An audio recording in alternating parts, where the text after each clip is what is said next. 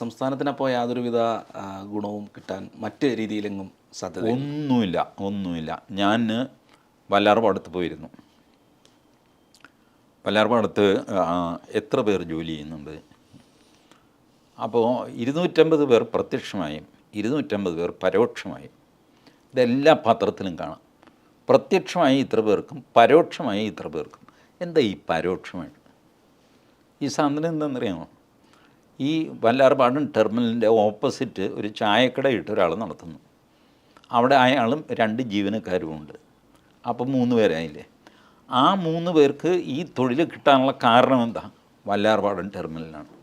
അതിനാൽ പരോക്ഷമായിട്ട് 3 പേർക്ക് ജോലി കൊടുത്തു. ഇതാണ് പരോക്ഷമായ ജോലി കൊടുക്കൽ. ഈ തട്ടിപ്പിൽ പെട്ടുപോരുത് കേട്ടോ. എല്ലാ പത്രത്തിലും എഴുതും.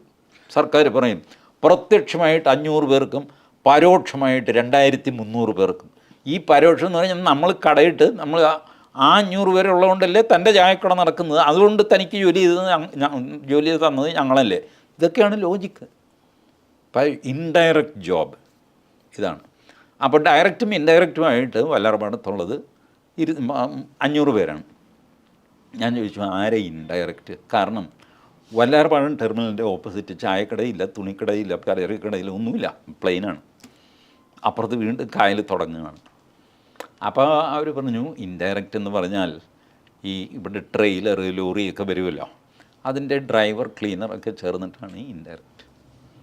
വെൽ അതിനകത്ത് ട്രെയിലർ ഓടിച്ചുകൊണ്ട് കയറ്റിയ ഡ്രൈവർ വല്ലാർപാടം ഉള്ളതുകൊണ്ടല്ലേ ഡ്രൈവർക്ക് ഈ ലോറിയുമായിട്ട് വരാൻ പറ്റിയത്. അപ്പോൾ ആ ഡ്രൈവർക്ക് ജോലി കൊടുത്തു തരാൻ ഞങ്ങളല്ലേ. ഇതാണ് വാദം. 378 കുടുംബങ്ങളെ മാറ്റിപ്പാർപ്പിച്ചു. ഒരു കുടുംബത്തിൽ നിന്ന് ഒരാൾക്ക് ജോലി കൊടുക്കാമെന്ന് പറഞ്ഞു. അങ്ങനെയാണെങ്കിൽ 378 പേർക്ക് വല്ലാർപാടത്ത് ജോലി കിട്ടണം. കിട്ടിയോ? ഇല്ല. കിട്ടിയെങ്കിൽ തന്നെ 250 പേർക്കേ ഉള്ളൂ. മാത്രമല്ല 250 പേര് ഡയറക്റ്റ് എംപ്ലോയീസ് എന്ന് പറഞ്ഞാൽ അവർ സ്കിൽഡ് എംപ്ലോയീസാണ്, ക്രെയിൻ ഓപ്പറേറ്റർ, അത് ഇതൊക്കെ. പിന്നെ കേരളം തീരെ ഒരു ചെറിയ സംസ്ഥാനവും മലയാളി, പുറത്തുള്ള മലയാളിക്കൊക്കെ വിവരമുണ്ട്, അകത്തുള്ള മലയാളി ഈ ക്രെയിനൊന്നും കണ്ടിട്ടില്ല. അപ്പോൾ 40 ടൺ വഹിക്കുന്ന പടുകൂറ്റൻ ക്രെയിൻ എന്ന് കേൾക്കുമ്പോൾ അഞ്ചു 200 ടണ്ണുള്ള വെയിറ്റ് 55 മീറ്റർ പൊക്കത്തിലേക്ക് പൊക്കുന്ന ക്രെയിൻ 1984 മഹാരാഷ്ട്രയിൽ കമ്മീഷൻ ചെയ്ത എഞ്ചിനീയറാണ് ഞാൻ. അന്ന് സ്ക്രൂ ഡ്രൈവർ പോക്കറ്റിലുണ്ടാകും, വർക്കിംഗ് എഞ്ചിനീയർ.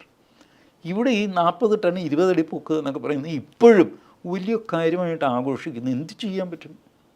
നമ്മൾ വ്യവസായം കണ്ടിട്ടില്ല, ഒന്നും കണ്ടില്ല. മലയാളി കണ്ടിട്ടുണ്ടല്ലോ അങ്ങോട്ടോ. മലയാളി പുറത്ത് ഇവർ മലയാളികളാണ്. ഞാനും മലയാളിയായിരുന്നല്ലോ, ഞാനല്ലേ ക്രെയിൻ കമ്മീഷൻ ചെയ്തെന്ന് ഇപ്പോൾ അവകാശപ്പെടുന്നത്. I did that job, I know that.